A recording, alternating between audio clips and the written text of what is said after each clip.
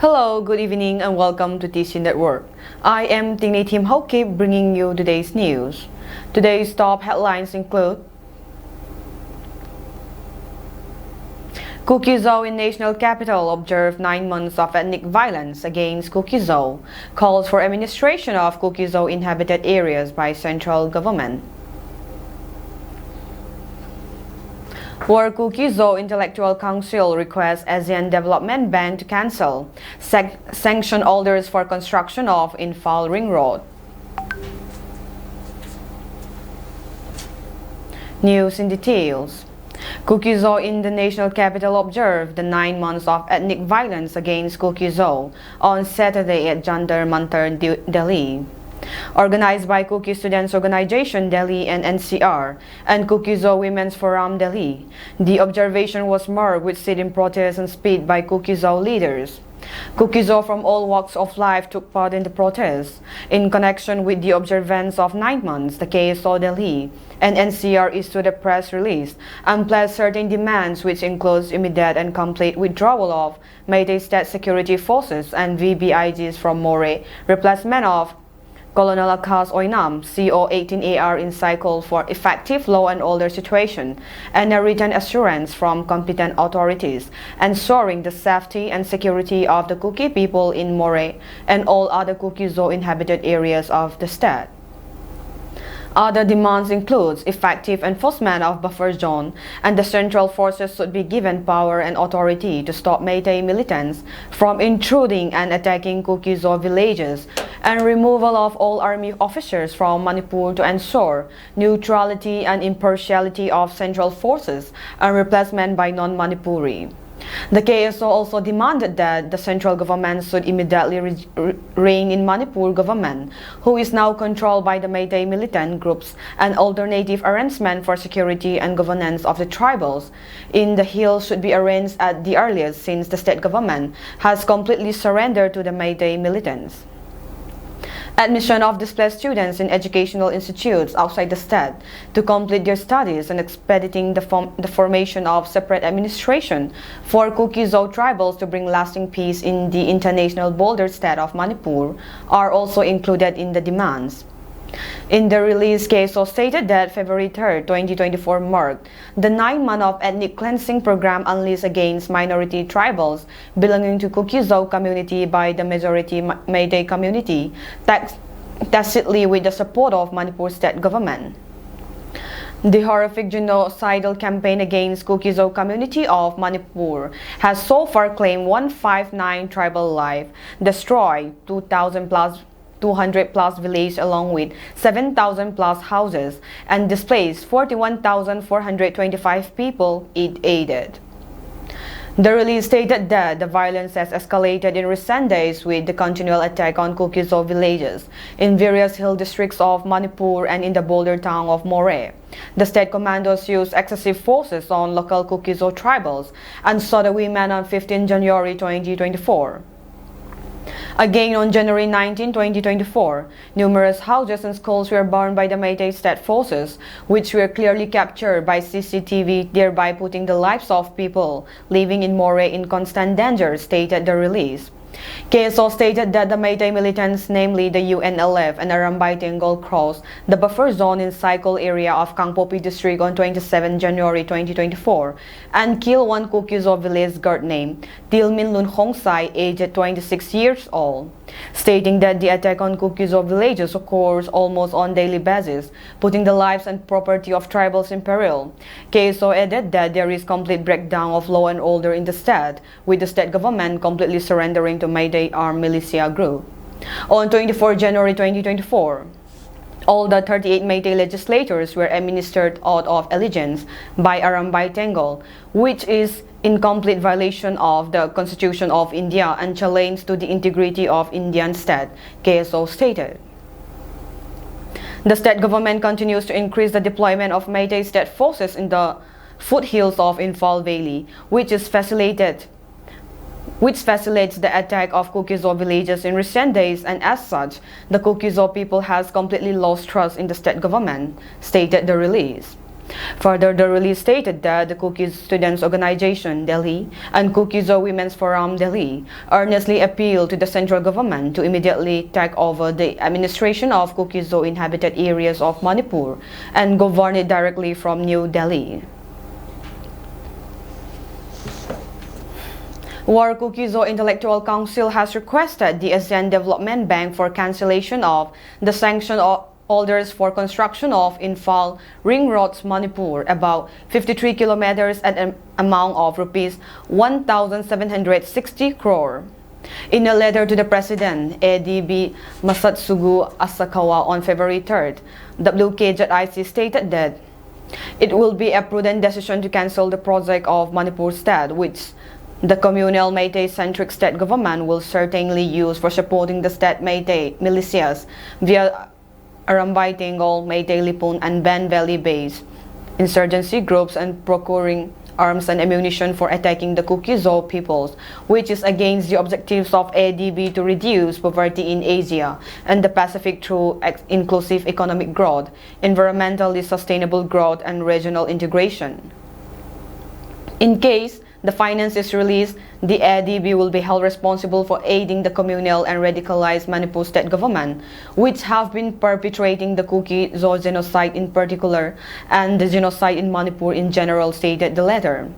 It is pertinent to recall that in a very recent case, the World Bank had sanctioned the first installment of $57.50 million, which Manipur had already misappropriated by utilizing to procure armory vehicles, ammunition, drones, and sophisticated weapons, the letter stated. As such, the ADB stopped payment of the next installment in view of the ethnic conflict between the majority Meiteis and the minority Kuki-Zo community taking place in the state, says WKZIC.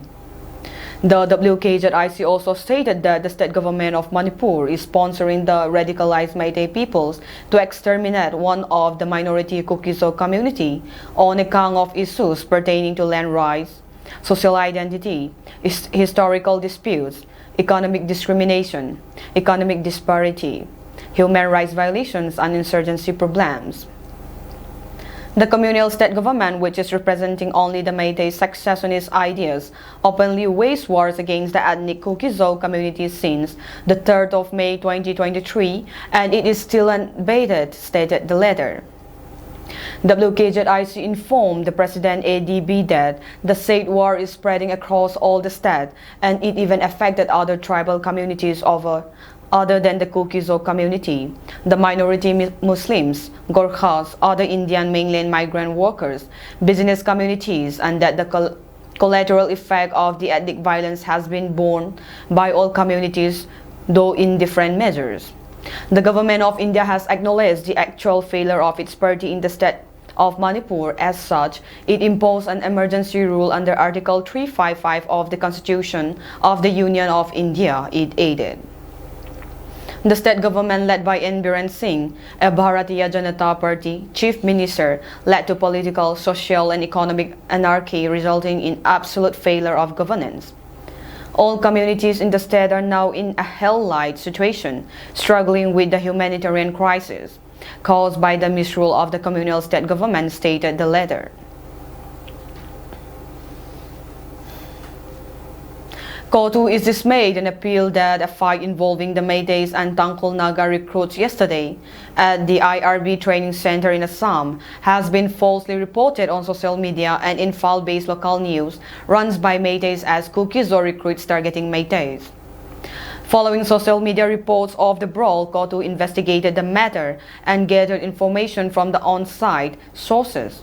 Accordingly, the fight actually took place when some inebriated Meitei and Tangkhul recruits got into an argument.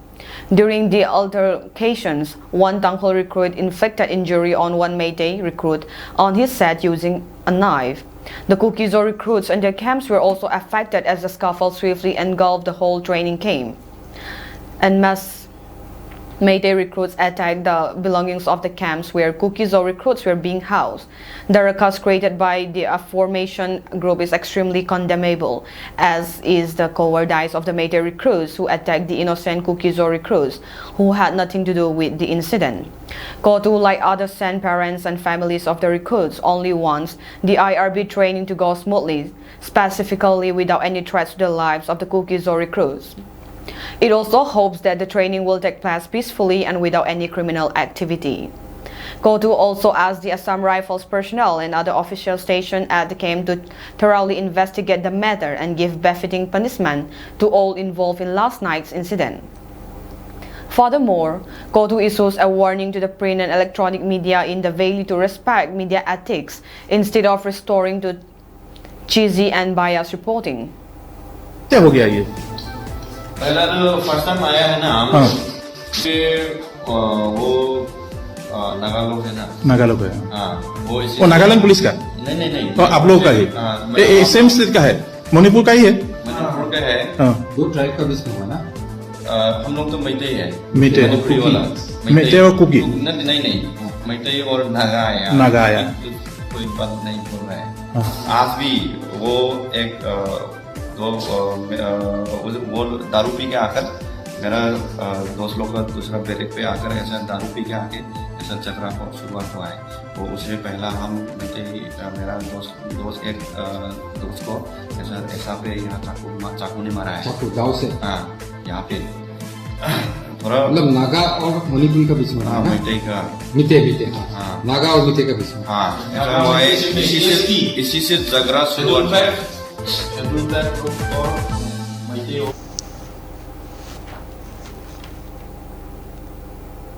Electric power supply had been completely cut off in Lamka and Fairjol districts since February 2nd. The damage had been done somewhere in between 132/3311 kV Ningthao Power Substation and 132/33/11 Hingjiang Power Substation, which supply electricity to Lamka and Fairjol district. The MSPCL were interrupted and not allowed to repair the damage by Meitei mob. In regards to this, Manipur Chief Secretary, Manipur Power Distribution Executive, Darun Kumar, DC Churachandpur, and DC of Bisnupur, had a meeting via video conferencing where armies will be sent to accompany the workers to repair the 5 power stations that were recently destroyed by Meitei so as to cut off power supply to the Kuki inhabited areas. As per information received by Darun Kumar, DC Churachandpur, power supply will be back either by tomorrow evening or Wednesday morning, and further requests the public to be patient. During the 4 days without electricity, the public faced many problems, network and internet issue being one major problem. The public in Lamka have bought off all the available solar plants, batteries and generators in town. It had affected the people not only commercially but also in terms of education and daily life activities. Ginza Volzong, convener Media and Publicity ITLF, had reported the problem to SOO interlocutor, AK Misra Brigadier Michael D. Souza, Commander 27th Sector Assam Rifles, Tuibung, and even to IGAR, where reports have been further relied to Manipur Chief Secretary, Corps Commander, and ADG Law and Order Manipur. The district administration distributed a one-week relief material for the IDPs today at Mini Secretariat Tuibung. The relief materials were handed over to CSOs who were in charge of various relief centers.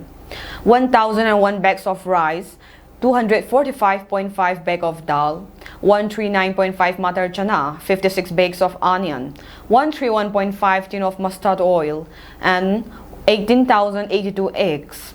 Relief that have been distributed so far include 35,512 bags of rice, 8,169.8 bags of dal, 4,037.5 bags of potato, 2,850.2 bags of onion, 47,714 of mustard oil, 17,089 bags of matar chana, 1,031 bags of sugar, 1,568 bags of Nutrela, 300 kg of potato, 1,477 kg of chili, 2,901 pieces of mosquito net, 16,085 packets of salt, 1,050 kg of cabbage, 470 pieces of pineapple, 2,102 cans of tin fish, 4,583 pieces of bed sheet, 7,712 blankets, 2,969 pillow along with covers,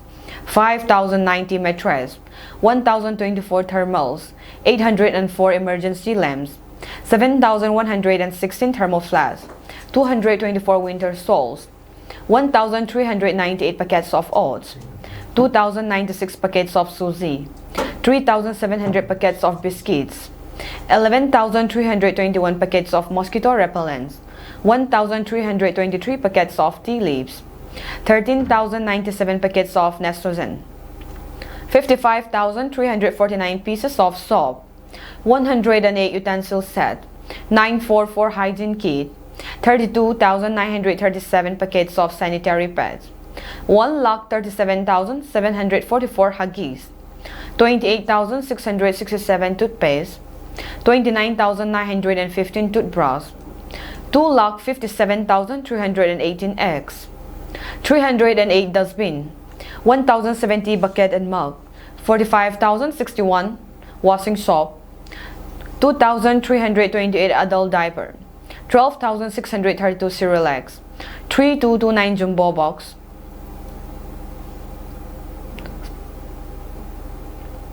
3,229 jumbo box, 427 packets of cornflakes, 81 numbered tarpaulins, 51 smart TV, 18,500 banana.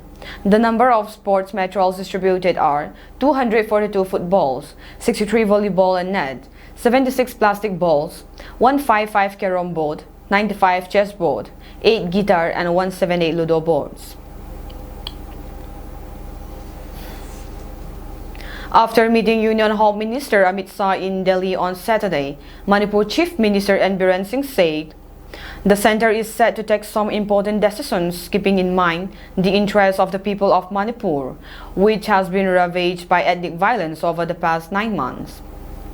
As per the Sentinel, after meeting with the Home Minister, the Chief Minister tweeted, "Today I had the esteemed privilege of meeting with Honorable Union Home Minister Sri Amit Shahji in New Delhi.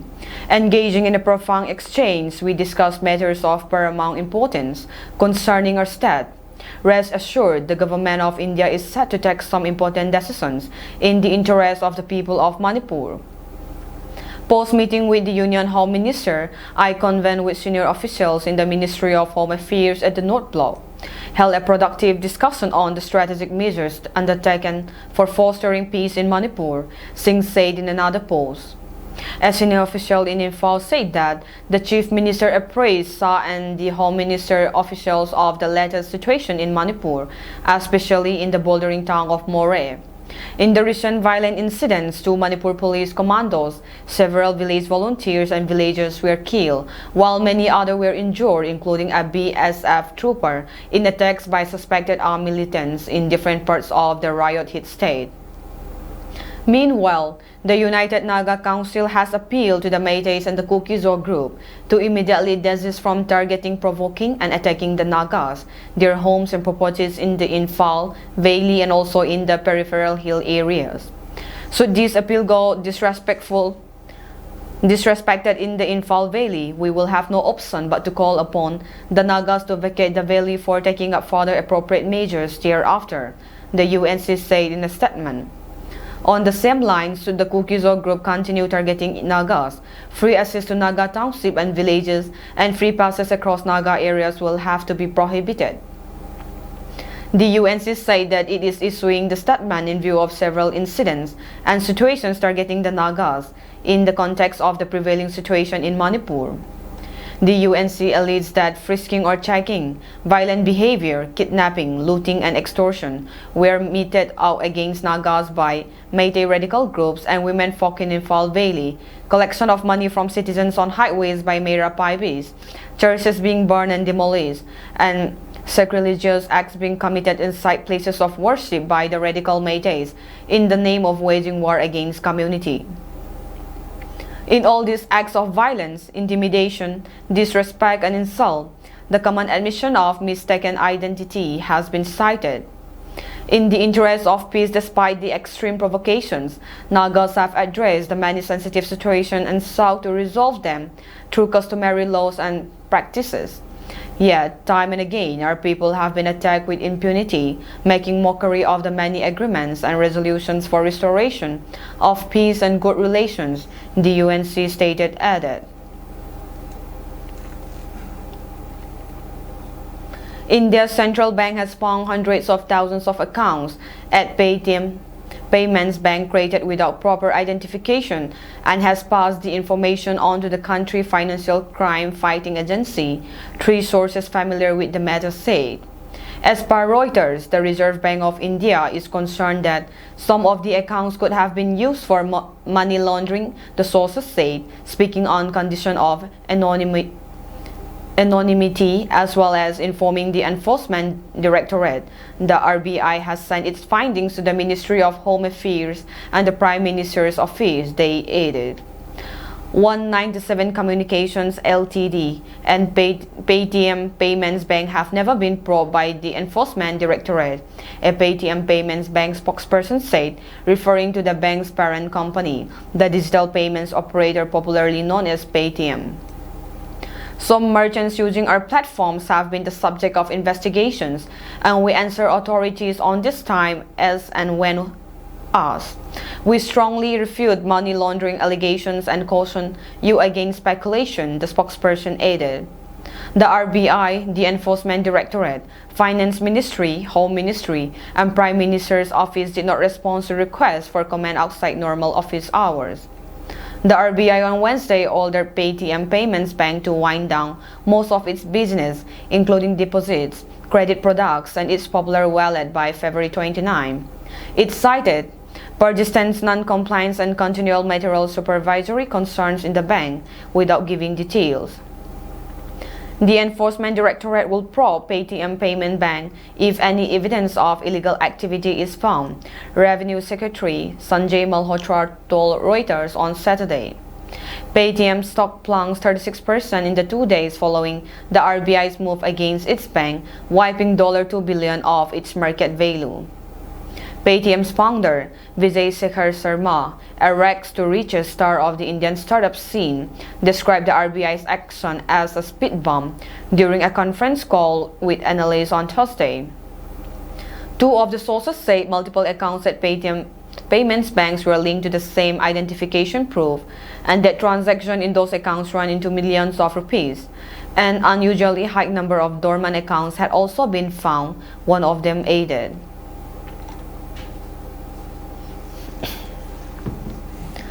U.S. Secretary of State Antony Blinken headed to the Middle East for another crisis tour on Monday in a bid of secure and new truce in the Israel-Hamas war, as southern Gaza saw no let-up in fighting. On his fifth trip to the region since Hamas' October 7 attack that triggered the war, Blinken is expected to visit Saudi Arabia, Israel, Egypt, and Qatar. Ahead of the trip, he stressed the need for urgently addressing humanitarian needs in Gaza after aid groups have repeatedly sounded the alarm over the devastating impact on the besieged territory of nearly 4 months of war. The situation is indescribable, said Hamouda, a Palestinian who fled his home in the Gaza Strip to the southern city of Rafah on the border with Egypt. Dubbed a pressure cooker of despair by the United Nations, Rafah now hosts more than half of Gaza's population displaced due to Israel's assault. Whether you have $1 million or 100, you are in the same situation, Hamouda said. Over the weekend, Israel pressured further south towards the overflowing border city, warning its ground forces could advance on Rafah as part of its campaign to eradicate Hamas. On Monday morning, sources told AFP they could hear artillery shelling in the area of eastern Rafah and Khan Yunis, southern Gaza's main city. Israel says Khan Yunis is where militants prepare for October 7 attack and that high-ranking Hamas officials are hiding there. At least 1 to 8 people, mostly women and children, were killed in Israeli strikes overnight Sunday to Monday in the besieged territory, according to the health ministry in the Hamas-ruled territory. The Hamas government media office said Israeli bombardments have continued across the center and southern end of the coastal strip, including near hospitals. The Israeli army said troops continue to conduct targeted raids in central and northern Gaza. In Khan Yunis, forces killed dozens of terrorists who ambushed the troops throughout the city, it added. With Blinken arriving in the region, he is expected to discuss a proposed truce thrashed out in a Paris meeting in January on top U.S., Israeli, Egyptian, and Qatar officials.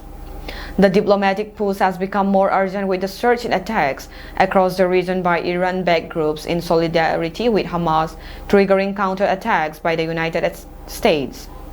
The proposed truce would pause fighting for an initial 6 weeks as Hamas frees hostages in exchange for Palestinian prisoners held by Israel, according to a Hamas source. Hamas has said no agreement has yet been reached, while some Israeli officials have expressed opposition to any perceived concessions. Vowing to eliminate Hamas, Israel launched a massive military offensive that has killed at least 27,365 people in Gaza, mostly women and children, according to the Hamas-ruled territory's health ministry. Gazans have faced dire humanitarian conditions, and the UN Agency for Palestinian Refugees, UNRWA, said on X that there is very limited access to clean water and sanitation amidst relentless bombardment. UNRWA itself is facing a major controversy after accusation that 12 staff members were involved in Hamas' October 7 attack. More than a dozen countries led by the United States suspended their funding to the agency after the claim surfaced. On Sunday, EU Foreign Policy Chief Joseph Borrell warned the nations that suspending funding to UNRWA were threatening the existence of an agency providing vital aid to more than 1.1 million people in Gaza, suffering from catastrophic hunger and the outbreak of diseases. The UN has announced an audit into the agency's operations. Before departing for the region, Blinken said that the humanitarian crisis would be one of his focuses. Blinken's latest Middle East visit comes as Israel's National Security Minister Itamar Ben-Gvir told the Wall Street Journal that its key ally has not shown sufficient support. That is all for today's news, and have a pleasant evening ahead.